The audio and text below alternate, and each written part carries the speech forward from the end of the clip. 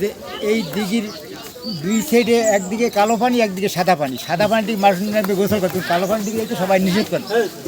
আর নিষেধ করাকালীন অবস্থায় ওই হুজুর পিসা হুজুর তখন বাইসে আছে, তা ওই লোকেরা বলছে যে এক মহিলা সেটা ছেলে নিয়ে সে খুব অসুস্থ, বলছে তুমি পুকুরে নেমে ডুব দাও। তো ডুব দিয়া ও যে পুকুরে যাইতে নিষেধ করছে সেই দিকে চলে গেছে। তো সেই দিকে চলে গেছে মনে করেন যে বেলা 8টা 9টায় আর উঠতেছে না। আসর তামাজ বই ডাকাটাই কোনো সারা শব্দ নাই। এখন পিসা হুজুর কাছে গেছে, হুজুর এই অবস্থা, এখানে আমি তোমার নিষেধ করলাম না, ওইভাবে যাবা না, কেন গেলা? তা হুজুর তো বুঝতে পারে না, পাগল মানুষ, ও ওই দিকে চলে গেছে কালোভান দিকে।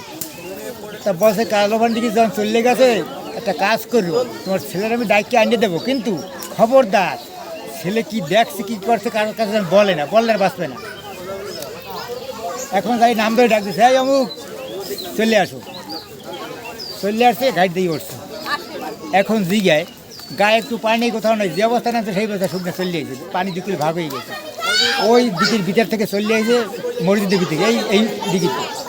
তখন হুজুরে কইলে কি, তুমি যা দেখছো কারো কাছে বলবা না, বলে কিন্তু তুমি আর বাঁচবা না, যখনই বসবো কিন্তু মরে যাবে।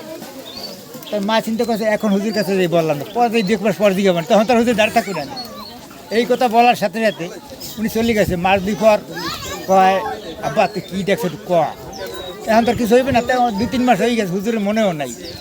মা আমি যে দেখছি ওইখান থেকে বলে দিয়েছে যে তোরা ডাক দিয়েছে পিসা বুঝে তোরা ছাড়ছি, তোরা ছাড়তাম না। তাহলে এই দৃশ্যটা কার কথা বলবি না, বলে তোরা বাসায় রাখা যাবে না, তোরা মারি ফেলাইবে, ওই জিনেরাই মারি ফেলাইবে।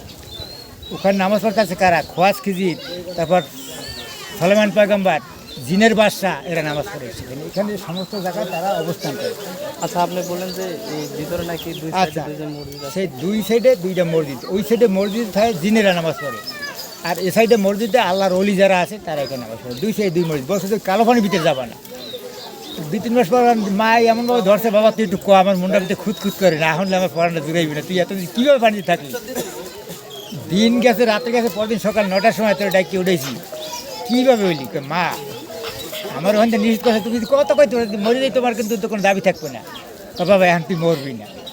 মা আমি যখন ডুব দিয়ে ওই ভিতরে গেছি, আমার টাইনে নিয়ে গেছে একটা মসজিদের ভিতরে, মসজিদে হাজার হাজার সেই মুসল্লিরা নামাজ পড়তেছে, জিনের বাদশা ওইখানে নামাজ পড়ে। আমার বলছে কি, তুই যখন আইসু পানির ভিতরে তোরা আর ছাড়া যাবে না। আমার ভালো ভালো খাবার দাবার দিছে, ভালো ভালো আইতে নামাজ পড়াইছে এবং সব কিছু বলছে। যখন হুজুরে ডাক দিয়েছে তখন ওইখানে ভিতরে যে বড় নেতা সে বলছে যে হিসাবে ডাক দিয়েছে, এখন ওরা ছাড়, এই ওরা ছাড়িয়ে দিয়েছে। এই বলার পরে মা আমার শরীর কাঁপিয়ে উঠছে, কি কাফনি তৈরি করে জায়গা এই খেলা শেষ। এই বইটা আমি এত সুন্দরভাবে যত্ন করে